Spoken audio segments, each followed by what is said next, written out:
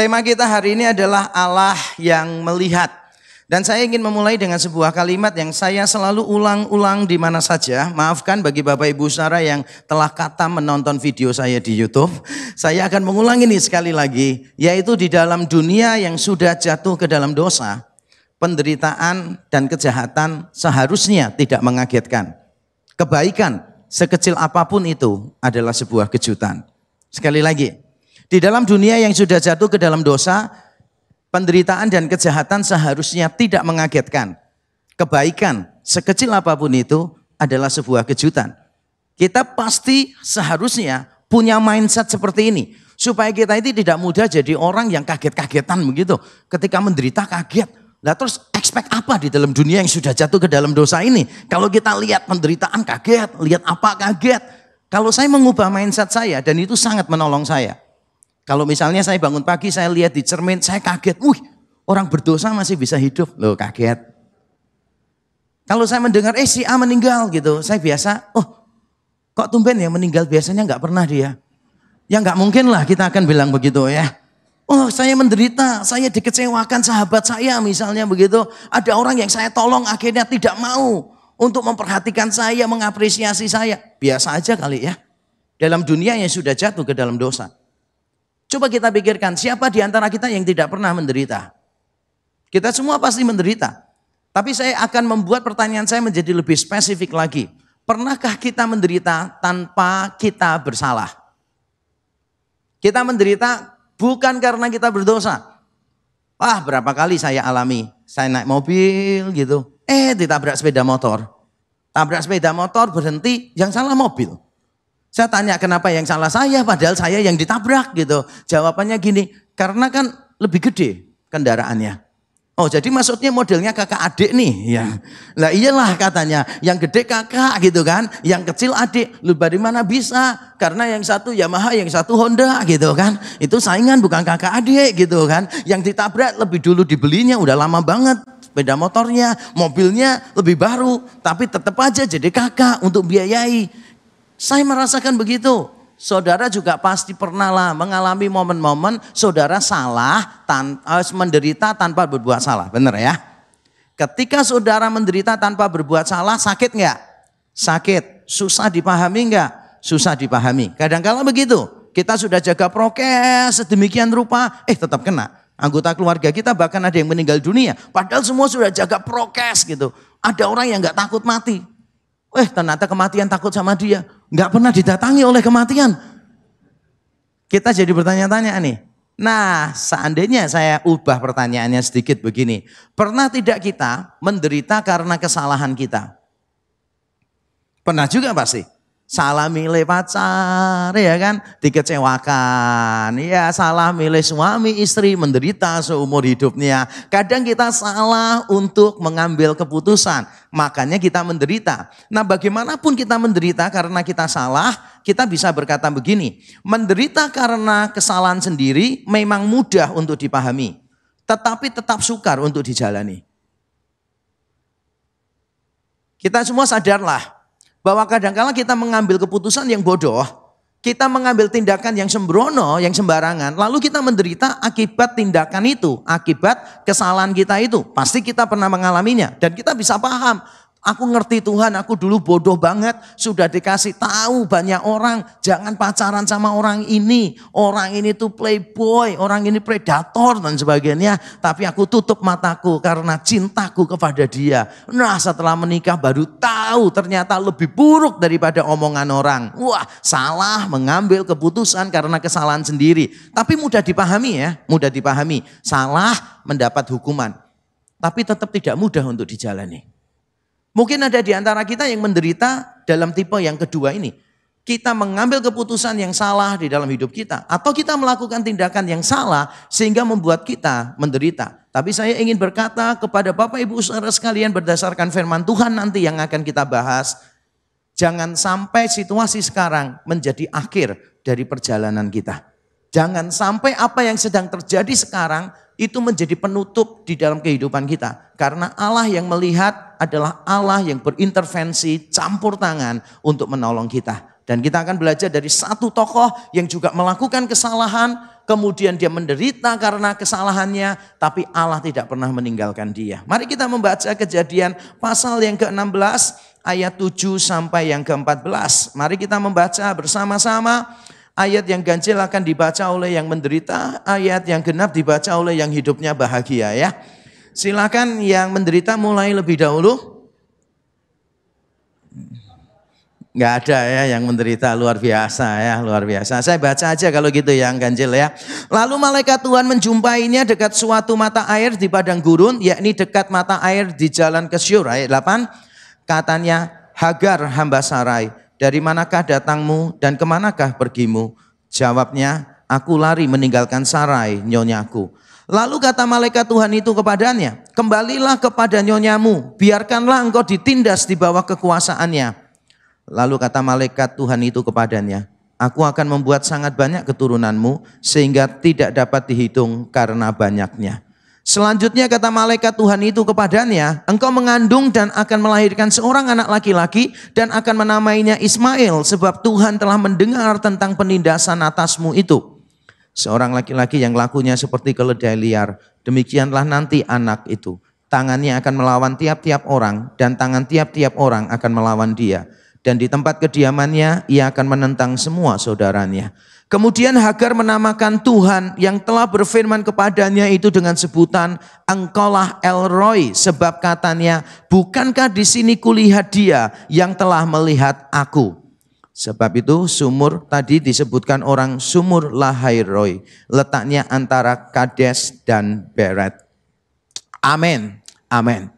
Bapak Ibu saudara sekalian, ini adalah sebuah peristiwa yang sangat terkenal sekali di dalam Alkitab. Kita tahu bersama bahwa Abraham sudah diberi janji oleh Tuhan bahwa dia akan memiliki keturunan. Lalu dia pernah mengalami proses-proses di mana dia ragu dengan janji Tuhan. Bapak orang beriman bukan berarti tidak pernah memiliki keraguan. Tidak ada manusia sempurna. Abraham juga memiliki keraguan-keraguan tertentu. Nah, sampai usianya dia sudah sangat lanjut tua sekali. Kalau Paulus bilang di Roma pasal 4, dia itu as good as dead. Seperti orang yang sudah mati, itu ungkapan hiperbola untuk menunjukkan dia sudah sangat tua sekali dan Sarah itu telah mati haid.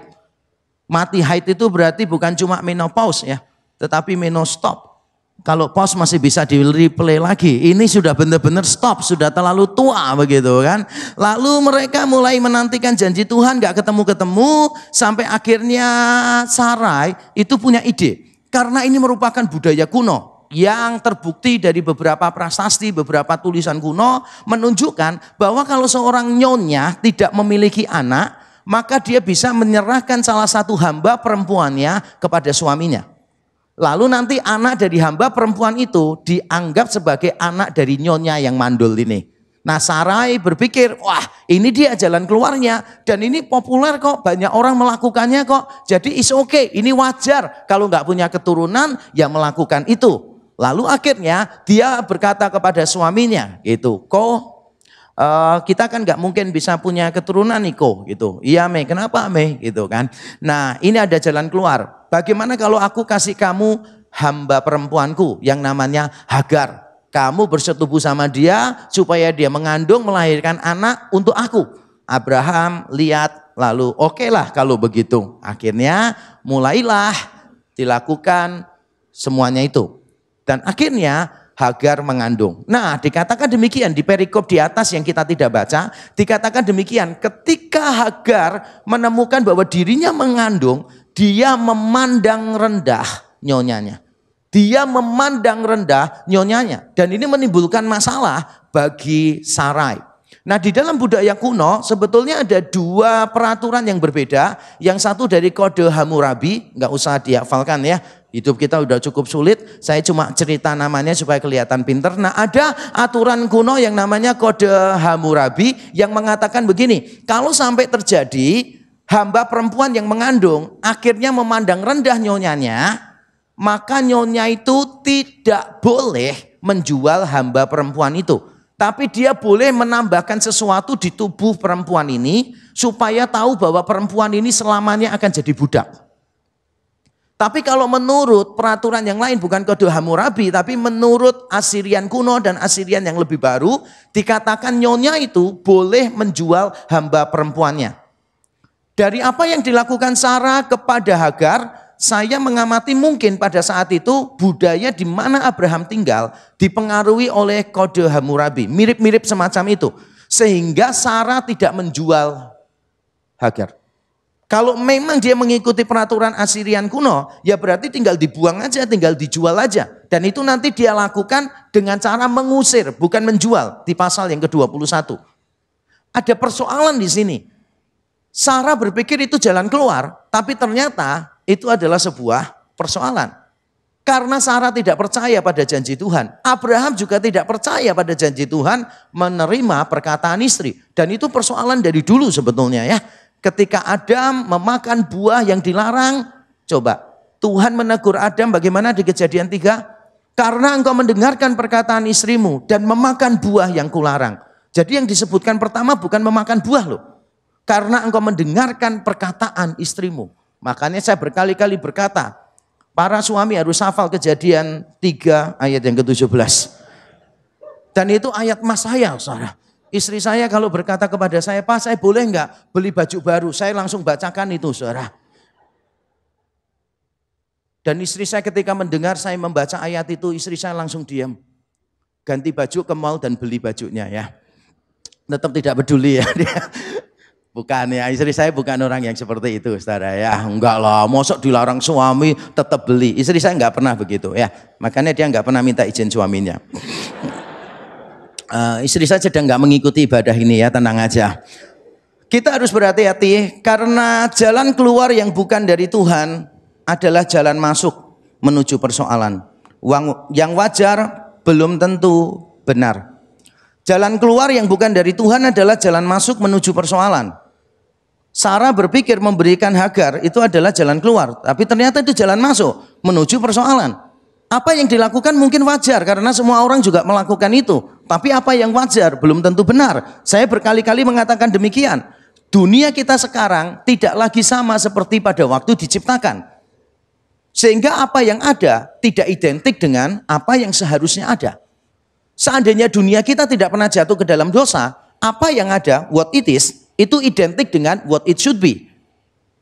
Apa yang ada identik dengan apa yang seharusnya ada. Tapi karena dunia kita udah jatuh ke dalam dosa, maka apa yang ada yang wajar itu belum tentu benar dan kita harus hati-hati di sana. Sarah berpikir ini jalan keluar, tapi sebetulnya itu jalan masuk kepada persoalan yang lebih besar. Dan Hagar ketika tahu bahwa dia hamil, dia memandang rendah nyonyanya. Karena pada waktu itu bisa punya anak itu adalah hal yang sangat penting di dalam budaya kuno. Itu sangat penting. Bahkan kalau melihat orang anaknya banyak itu semakin dihormati gitu. Melihat orang anaknya banyak tuh waduh orang ini diberkati Tuhan gitu kan ya. Posisinya tambah naik. Kalau sekarang kan enggak. Anaknya berapa? 4. Aduh kasihan ya gitu kan.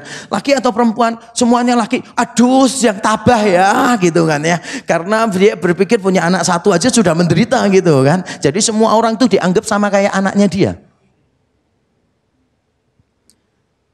Hagar mulai sombong. Padahal cuma mengandung saja.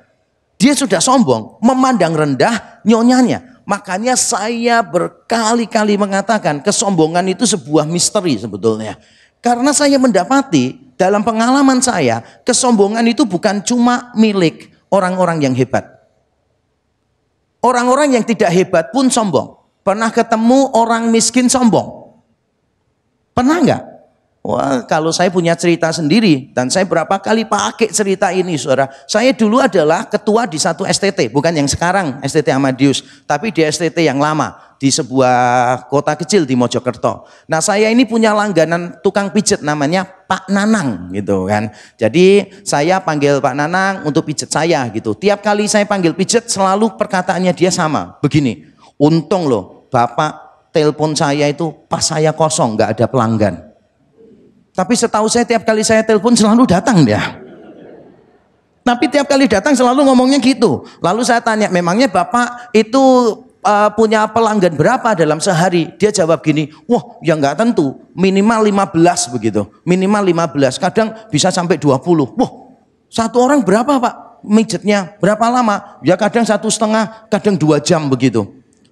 Saya sudah mulai merasa ini yang bodoh yang tanya atau yang jawab kan gitu. 1 hari berapa jam sebetulnya kan? Terus saya tanya, loh Bapak itu tiap kali dipijat itu Bapak dapat berapa gitu? Oh ya nggak tentu, kadang dikasihnya segini, paling sedikit segini, paling banyak segini gitu. Terus saya tanya, loh berarti 1 hari Bapak tuh dapatnya sekian? Dia bilang, iya. Berarti 1 bulan Bapak itu dapatnya sekian? Iya. Dia bilang gitu, Pak besok Bapak kesini pakai kemeja Pak, sama celana panjang. Kenapa Pak? Bapak jadi rektor, saya jadi tukang pijat aja Pak. Mosok gaji saya rektor kalah sama dia? Ya dia jelas berbohong lah saudara. Saya tahu rumahnya keadaannya seperti apa dan tidak mungkin ada orang sebanyak itu pergi cari dia. Ngerti maksud saya? Tapi ternyata ada orang-orang tertentu yang memang punya kebiasaan sombong walaupun nggak punya apa-apa, tapi itu bisa sombong. Bahkan tidak melakukan apa-apa saja itu bisa sombong loh saudara. Misalnya begini ya, ketemu sama teman lamanya, kamu bisnis apa? Oh ya, aku bisnis ini. Wah sekarang aku lagi beli tanah loh di metaverse, gini gitu kan ya. Wah gini, lumayan nih sekarang ini. Wah kriptoku juga mulai jalan nih gitu kan. Ini nggak punya apa-apa ini orang ini.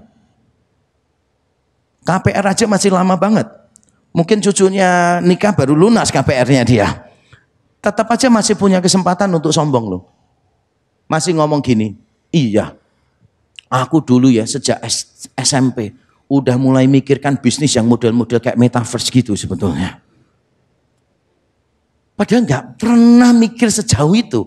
Tapi ya tetap nggak ada yang disombongkan, tetap orang cari alasan untuk sombong. Benar atau tidak? Saudara gampang menemukan ya orang sombong. Nggak punya apa-apa sombong. Apalagi kalau punya segala-galanya. Makanya saya mau berkata begini, kesombongan tidak perlu menanti di tempat tertinggi. Dia selalu ada di setiap elevasi. Tidak peduli kita ada di posisi mana. Kita semua rentan terhadap kesombongan. Baru bisa mencapai sedikit aja, sombongnya setengah mati. Baru merasa jadi orang yang lebih benar dikit aja, sombongnya setengah mati. Dan saya mengakui kesombongan adalah salah satu dosa yang saya paling gumulkan, saudara.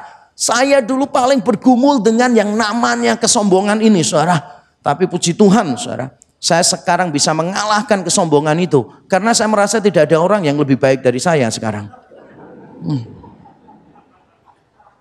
Ironis banget ya perkataan saya. Tapi itulah kita, benar atau enggak sih? Kalau ngomongnya puji Tuhan loh ya, waduh kalau tanpa Tuhan aku nggak bisa sehebat ini bla bla bla bla bla bla bla. Akhirnya orang menangkap kesan yang hebat kita, bukan Tuhannya. Kita lupa untuk cerita kelemahan kita, keterpurukan kita dan sebagainya. Berapa kali orang tanya kepada saya, Pak, ya aku pernah putus asa nggak dalam pelayanan? Pernah momen-momen nangis nggak begitu?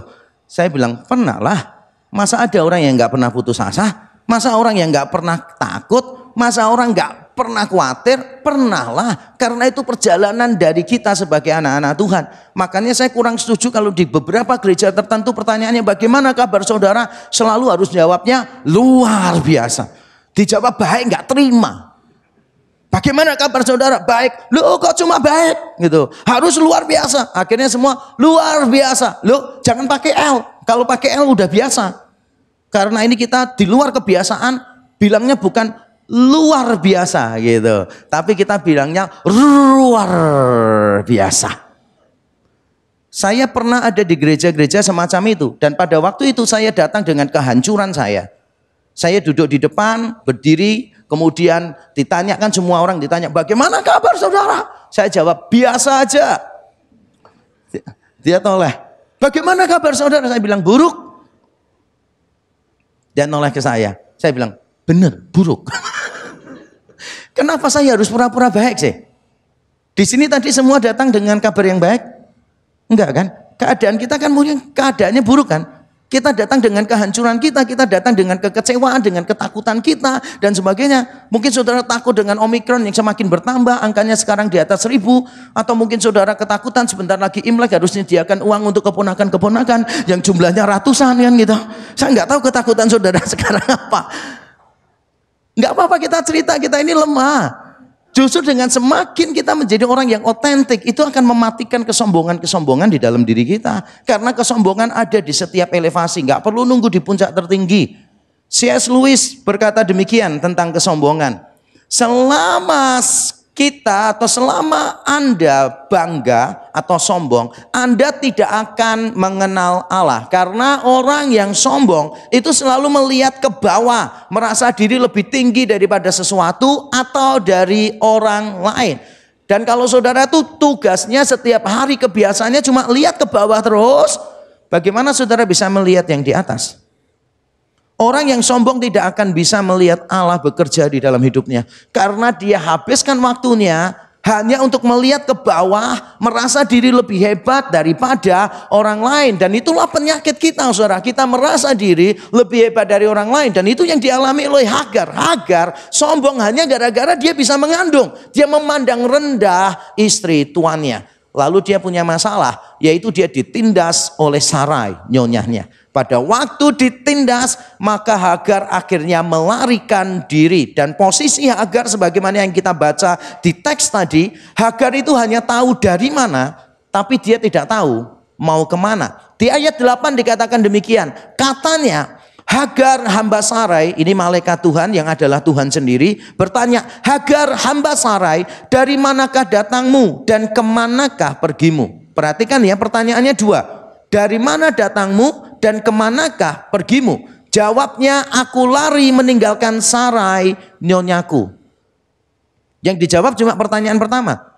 Dari mana engkau? Dijawab. Pertanyaan kedua enggak dijawab.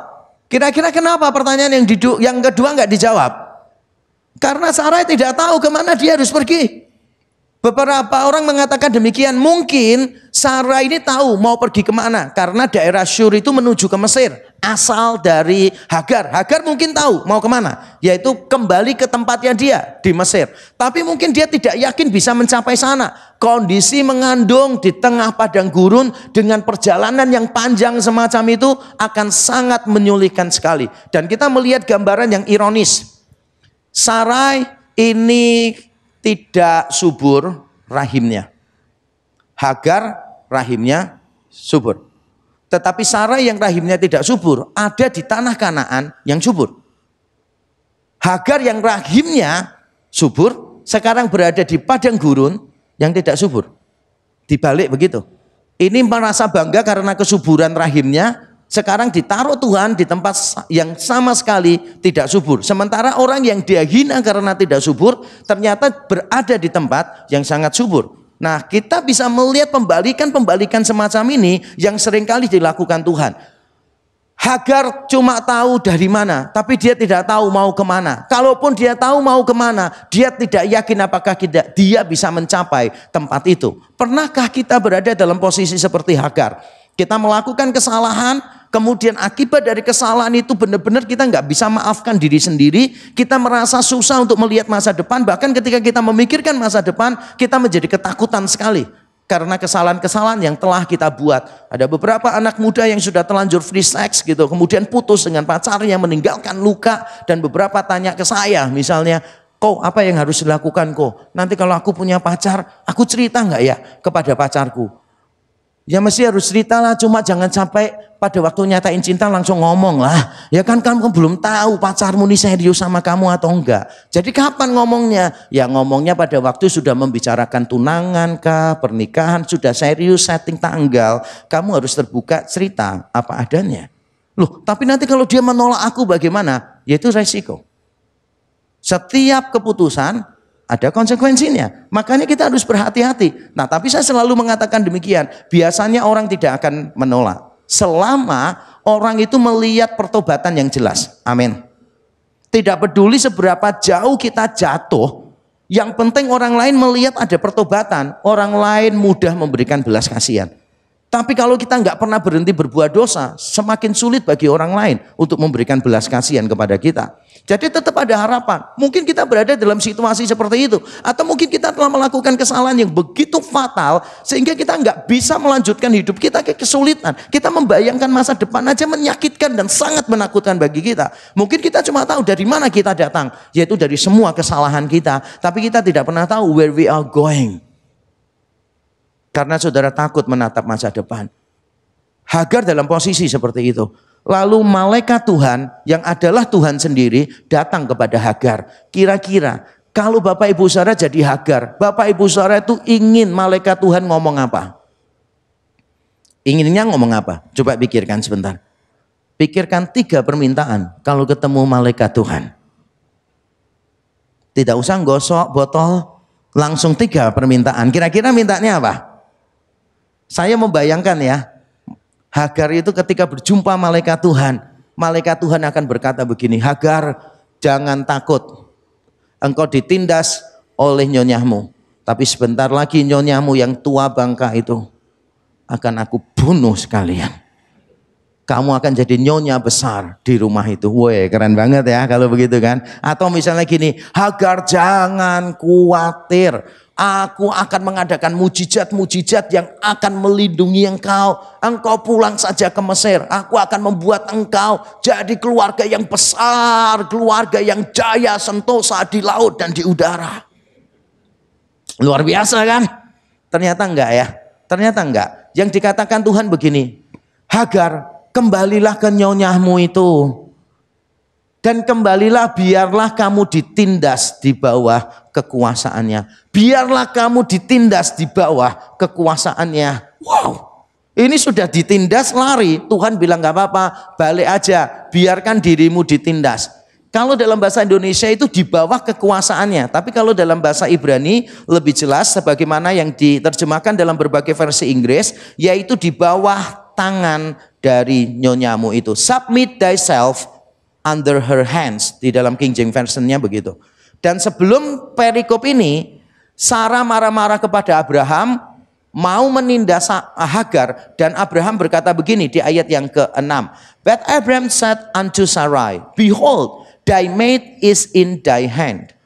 Abraham mengatakan, ini loh hamba perempuanmu berada di dalam tanganmu. Lalu sekarang ditindas, di dalam tangan itu ditindas. Lalu dia lari, ketemu malaikat Tuhan. Malaikat Tuhan berkata, balik aja, kamu rendahkan dirimu di bawah tangan nyonyahmu.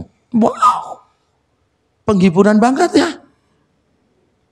Penghiburan banget, ngerti gak sih? Jadi ketika saudara misalnya bertengkar sama suami KDRT dan sebagainya, saudara lari gitu kan ya. Wah, sudah melarikan diri gitu kan. Kemudian berjumpa dengan Tuhan. Tuhan berkata, balik yuk ke suamimu. Enggak menghibur sama sekali ya. Hagar ingin keluar dari masalah. Ingin lepas dari masalah. Tapi Tuhan berkata, no. Kamu balik hadapi masalahmu. Kita seringkali punya konsep yang salah tentang masalah. Kita harus tahu bahwa jalan keluar kadangkala tidak diperlukan. Hanya ketaatan dan keyakinan yang dibutuhkan. Salah satu kalimat yang saya yakini dan saya ajarkan di mana-mana adalah begini. Di mana kamu jatuh, di situ kamu berdiri. Di mana kamu jatuh, di situ kamu berdiri. Artinya saya mengajarkan anak-anak saya dan diri saya untuk bertanggung jawab, tidak lari dari persoalan. Kita ini cenderung semuanya lari dari persoalan. Kita merasa nyaman ketika kita lari dari persoalan. Dan itulah yang terekspresi di dalam doa-doa orang Kristen. Kita seringkali kalau berdoa, minta Tuhan untuk mengambil masalah kita. Bukan minta Tuhan untuk memberi kita kekuatan bertahan di dalam persoalan. Kalau Tuhan memberikan 2 macam jalan keluar. 1, kita dibebaskan dari persoalan. 2, kita diberi kekuatan untuk menghadapi persoalan. Kalau saudara hanya boleh pilih 1, saudara pilih mana? Jujur aja ya, kita kepengennya lepas dari persoalan. Kita kepengennya lepas dari persoalan. Padahal di sini Tuhan mengajar Hagar untuk taat dan yakin terhadap janji Tuhan. Taat dan yakin terhadap pimpinan Tuhan. Balik. Salah satu prinsip hidup saya juga, saya berkata begini saudara. Tidak peduli jalan seperti apa yang saya lalui. Yang penting dengan siapa saya berjalan. Yaitu dengan Yesus, Gembala Agung. Yang telah menyerahkan nyawanya untuk saya. Tidak peduli jalan seperti apa yang aku lalui. Yang penting dengan siapa aku berjalan. Itu yang seharusnya menjadi prinsip di dalam hidup kita. Tapi kita seringkali minta jalannya yang lapang tanpa masalah, tanpa persoalan. Kita nggak mau punya masalah. Sehingga lahirlah orang-orang Kristen yang mudah menangis, yang cengeng. Saya tidak mengatakan orang Kristen nggak boleh menangis. Boleh. Tapi cengeng itu dua hal yang berbeda. Orang Kristen menjadi tidak tough. Tiap kali ada masalah, Tuhan menghancurkan masalah. Entah berapa kali saya mendengar misalnya orang yang memulai ibadah berkata begini, Tuhan terima kasih kami berdoa untuk anak-anak Tuhan yang tidak bisa datang hari ini. Mungkin mereka punya masalah yang menghalangi mereka datang. Tuhan kami berdoa hancurkan masalah itu supaya mereka bisa datang minggu depan. Waktu tidak datang divisitasi ditanya kenapa enggak datang? Oh ya anak saya sakit keras. Untung enggak dihancurkan Tuhan anaknya. Kita menjadi orang Kristen yang cengeng, benar atau betul? Selalu mintanya lepas dari masalah. Tapi Tuhan mengajar kita hadapi masalah. Atau kalau boleh saya berkata begini saudara, kebaikan Allah tidak selalu berbentuk kelepasan dari masalah, tetapi selalu kemenangan atas masalah. Tidak selalu bentuknya kelepasan dari masalah, tetapi selalu kemenangan atas masalah. Amin. Saudara mau menang atas masalah enggak? Kalau mau menang berarti dihadapi enggak? Kalau saudara lari itu namanya bukan menang. Banyak orang Kristen kepengennya lebih dari pemenang. Tapi begitu ada masalah kepengennya lari meninggalkan masalah. Dari mana bisa? Kalau mau menang, hadapi masalah. Go through it. Hadapi masalahmu. Berat memang berat. Kadangkala gembala agung kita membawa kita melewati lembah kekelaman. Sekalipun aku berjalan dalam lembah kekelaman. Berjalan. Tidak kontrak, tidak ngekos. Cuma berjalan. Berarti sementara tidak permanen di situ. Tapi yang penting dengan siapa kita berjalan. Nah saudara ketika Hagar berada dalam titik yang paling rendah mungkin di dalam hidupnya. Dia ternyata berjumpa dengan Allah yang melihat. El Roi. Allah yang melihat. Tapi Allah yang melihat di sini bukan cuma melihat biasa, tapi saya akan menerangkan Allah yang melihat di sini adalah Allah yang penuh dengan rahmat. Allah yang melihat adalah Allah yang penuh dengan rahmat. Ayat yang ke-13 dalam bahasa Indonesia diterjemahkannya, bukankah aku telah melihat Allah yang melihat aku? Dalam teks Ibrani sebetulnya kalimatnya sangat rumit sekali. Saya ingin memberitahukan beberapa opsi yang ada di berbagai versi terjemahan. Kalau saudara memakai New American Standard Bible atau Revised Standard Version, maka saudara menemukan terjemahan ini. Bukankah aku tetap hidup di sini setelah melihat Dia? Aku dibiarkan hidup walaupun aku telah melihat Tuhan, malaikat Tuhan. Tapi kalau saudara membaca King James Version atau English Revised Version, saudara akan menemukan kalimat begini. Bukankah aku telah mencari Dia di sini, tetapi ternyata Dia telah selalu melihat aku. Bukankah aku telah melihat dalam arti itu mencari gitu. Bukankah aku mencari Tuhan di sini, tapi ternyata Tuhan selalu melihat aku. Lalu kalau yang literal translation menerjemahkannya, bukankah di sini aku telah melihat punggung dari Dia yang melihat aku. Terjemahannya variatif sekali dan terjemahan pertama ini lebih populer, tapi menurut saya terjemahan yang pertama ini walaupun secara teologis bagus banget begitu, tapi untuk sampai pada terjemahan ini harus diadakan tambahan-tambahan kata sendiri, kata Ibrani yang tidak ada di salinan manapun. Untuk mencapai terjemahan ini harus diasumsikan, oh mungkin ada kata ini, mungkin ada tambahan ini. Sehingga menurut saya karena tidak ada dukungan dari salinan kuno manapun, saya tidak mengambil terjemahan yang pertama. Kemungkinannya itu adalah kalau bukan yang kedua, yang ketiga. Kalau ini sudah sukar untuk dipastikan mana yang benar. Tapi Bapak Ibu Saudara jangan khawatir, saya tidak akan going benar-benar sampai mendalam memperdebatkan ini. Intinya tetap sama kok Saudara. Manapun terjemahan yang benar artinya tetap satu, yaitu bahwa Allah itu penuh rahmat. Allah yang melihat adalah Allah yang penuh rahmat. Kalau kita mengambil terjemahan pertama, berarti Allah penuh rahmat. Orang melihat Allah harusnya mati. Orang berdosa melihat Allah harusnya mati. Tapi ternyata Hagar tidak mati. Atau kalau saudara mengambil terjemahan yang kedua, maka saudara juga bisa melihat rahmat Allah di sana. Hagar kelihatannya mencari Allah, tapi sebetulnya bukan Hagar yang mencari Allah, tetapi Allah yang selalu melihat Hagar. Jadi kita ini kelihatannya gambarannya seperti kayak kita cari-cari alam mana ya, Allah nggak bisa dilihat. Padahal sebetulnya Allah selalu melihat. Yang paling penting sebetulnya bukan apakah kita bisa melihat Allah. Yang paling penting adalah apakah Allah selalu melihat kita. Kadang-kala kita tidak bisa melihat tangan Allah bekerja. Tetapi kita tetap bisa percaya hatinya ada untuk kita. Kadang-kala kita nggak bisa melihat tangannya bekerja, tapi kita bisa percaya hatinya tetap ada untuk kita. Karena dia adalah El Roy, Allah yang melihat. Maka ketika saya tidak bisa melihat tangan Tuhan bekerja, saya akan berkata, Lord, I cannot see you right now. But I believe you always see me all the time. Bukan masalah apa yang kau lihat, tapi masalah siapa yang melihat engkau.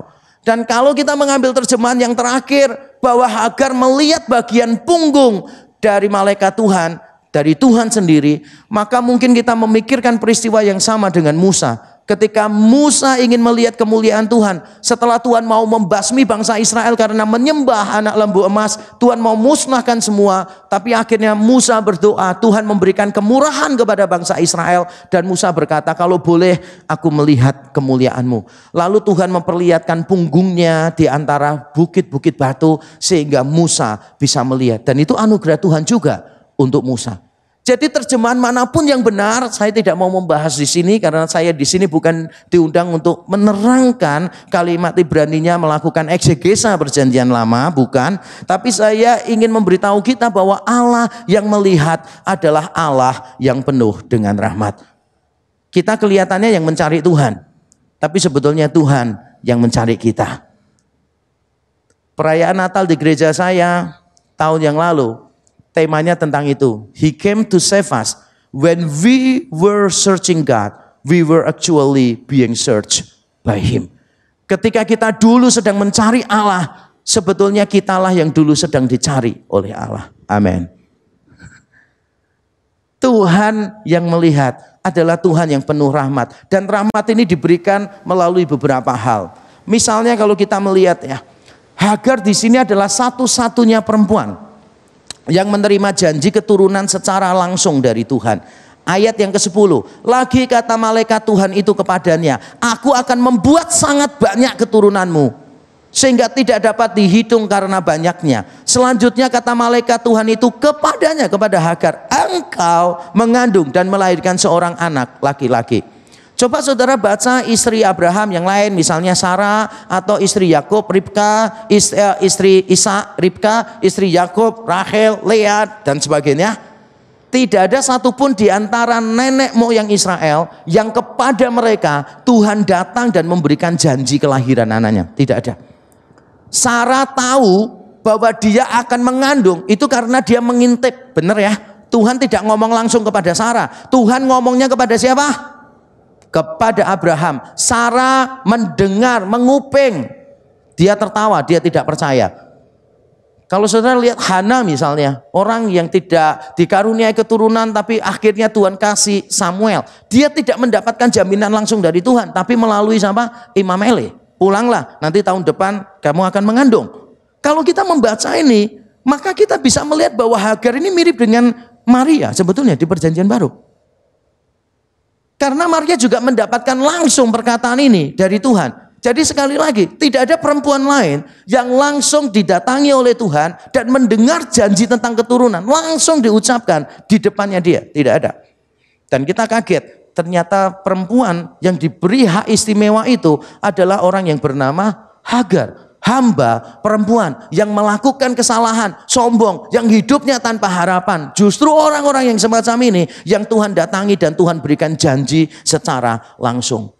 Bentuk lain dari Tuhan yang penuh rahmat adalah Hagar akan memiliki banyak keturunan walaupun tidak ideal. Nanti keturunannya digambarkan seperti keledai liar.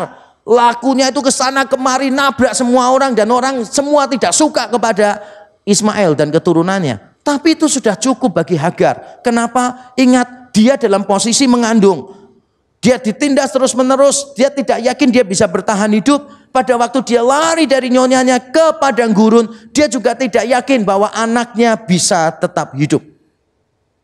Tapi ternyata Tuhan datang dan berkata, enggak, anakmu bukan cuma tetap hidup, anakmu akan menjadi bangsa yang besar. Dan bagi orang-orang kuno sekali lagi, memiliki banyak keturunan adalah berkat Tuhan. Banyak anak, banyak rezeki, banyak tenaga kerja soalnya. Banyak anak berarti kekayaan. Anak-anaknya itu nanti bisa menjadi pekerja, punya tanah ini itu, membuka hutan untuk dijadikan lahan, dan seterusnya. Banyak anak adalah berkat yang luar biasa. Walaupun anaknya bukan seperti yang baik-baik, yang ideal, tapi toh bagi Hagar itu sudah cukup. Bagi Hagar itu sudah cukup. Ketika dia diberitahu anakmu nanti seperti keledai liar, dia tidak menawar. Tuhan gak bisakah jadi seperti anjing yang lucu gitu. Dia sudah cukup, jadi keledai liar pun sudah cukup bagi Hagar. Dan yang terakhir saudara, bentuk anugerah Tuhan, rahmat Tuhan untuk Hagar adalah Hagar menjadi satu-satunya tokoh Alkitab. Di dalam Kejadian terutama yang memberi nama untuk Tuhan. Saya bacakan ayat 13. Kemudian Hagar menamakan Tuhan yang telah berfirman kepadanya itu dengan sebutan Engkaulah El Roi, Allah yang melihat, sebab katanya bukankah di sini kulihat Dia yang telah melihat aku. Biasanya orang itu menyebut nama Tuhan. Biasanya orang menyebut nama Tuhan. Tetapi di sini dikatakan Hagar menamakan Tuhan dalam tanda kutip. Padahal kalau saudara berpikir ya, menamakan sesuatu itu bukan hal yang biasa loh. Menamakan sesuatu itu hal yang penting luar biasa. Misalnya ini, Adam diberi Tuhan wewenang untuk memberi nama binatang-binatang, untuk memberi nama istrinya, untuk memberi nama ini dan itu. Tuhan ketika menciptakan hari pertama sampai terakhir, Tuhan memberi nama dari apa yang Dia ciptakan. Memberi nama di kitab Kejadian itu bukan tindakan yang sepele. Tapi di sini kita melihat Hagar menamakan Tuhan. Dan Tuhan tidak keberatan. Amazing banget. Tuhan tidak berkata begini, kamu tuh siapa? Kamu tuh hamba perempuan, kamu tuh orang berdosa, kamu punya masalah, sedang menderita. Kamu kok menamakan aku? Kamu tuh seharusnya menyebut namaku, bukan menamakan aku. Tapi luar biasa di dalam kisah ini tidak ada teguran untuk Hagar. Karena bagi Tuhan yang paling penting adalah Hagar menemukan Tuhan yang sebenarnya. Hagar berjumpa dengan Tuhan yang melihat hidupnya. Saudara, mungkin kita berada dalam situasi yang sama seperti Hagar sekali lagi. Kita mungkin dalam persoalan yang berat dan mungkin itu karena kesalahan kita sendiri, karena kebodohan kita sendiri. Mungkin kita nggak bisa mengampuni diri kita sendiri. Saya berjumpa dengan beberapa orang begitu, saudara. Ngambil keputusan dan dia sesali. Dia bilang begini, Pak, kalau saya boleh jadi bayi lagi, saya tidak mau mengambil keputusan itu. Pak, saya sebetulnya kalau boleh mengubah satu hal saja di dalam hidupku, aku akan mengubah keputusanku yang itu. Begitu bodoh, begitu aku sesali, aku nggak bisa memaafkan diriku sendiri. Mungkin saudara berada dalam situasi seperti itu, tapi itu bukan akhir dari perjalanan hidup saudara. Mungkin saudara merasa saudara berada di dalam titik yang paling bawah di dalam hidupmu dan engkau putus asa. Maka saya akan berkata begini kepada saudara sesuai dengan firman Tuhan. Tidak peduli sekeras apapun kita jatuh, toh kita akan jatuh ke tangan Tuhan yang lembut. Saya pernah jatuh, saudara pernah jatuh, kita semua pernah jatuh. Kita pernah terpuruk di dalam pelayanan. Saya berapa kali dulu saudara di tempat pelayanan yang lama, saya tiap hari cuma bisa telentang di atas tempat tidur saya. Air mata saya keluar. Karena saya sudah nggak tahan lagi dengan penderitaan di sana. Saya nggak bisa melihat way out, pelayanan saya akan menjadi lebih baik. Saya bahkan memikirkan untuk berhenti jadi hamba Tuhan. Istri saya selalu ada di samping saya. Dia selalu elus rambut saya dan berkata, "Pak, stres ya, tak doakan ya." Ada momen-momen ketika saya benar-benar Tuhan tunjukkan, you are no one, you have nothing. Kita semua pernah terpuruk, kita pernah jatuh dengan keras, tapi sekeras apapun kita jatuh, kita akan jatuh ke tangan Tuhan yang lembut. Karena Tuhan itu adalah Tuhan yang melihat. Dan saudara tahu, di atas kayu salib, Bapak memalingkan muka dari anaknya. Supaya kita yang berdosa bisa melihat wajahnya. Di atas kayu salib, sang anak berteriak, "Allahku, Allahku, mengapa engkau meninggalkan aku?" Bahkan dia yang biasanya menyebut Bapa, sekarang dia hanya menyebut, "Allahku, Allahku, mengapa engkau meninggalkan aku?" Bapa memalingkan muka dari anaknya, supaya kita bisa melihat wajahnya. Karena kita seringkali tidak tahu bahwa Allah selalu melihat kita. Kita nggak bisa percaya itu. Maka kita dibuat bisa melihat Bapa yang sesungguhnya. Tapi untuk membuat saya dan saudara bisa melihat muka Bapa dengan semua rahmatnya, dia harus memalingkan muka dari anaknya yang tunggal. Saudara, apapun persoalan kita hari ini, Allah mengenal kok. Allah tahu, Allah peduli. Mungkin saudara merasa, saya mencari Tuhan kok gak ketemu. Karena Tuhan memang gak perlu dicari. Tuhan sekarang melihat dan menemukan engkau hari ini. Allah melihat engkau. Dan engkau melihat Allah di dalam Kristus Yesus. Kasihnya cukup untuk kita semua. Mari kita berdoa bersama-sama.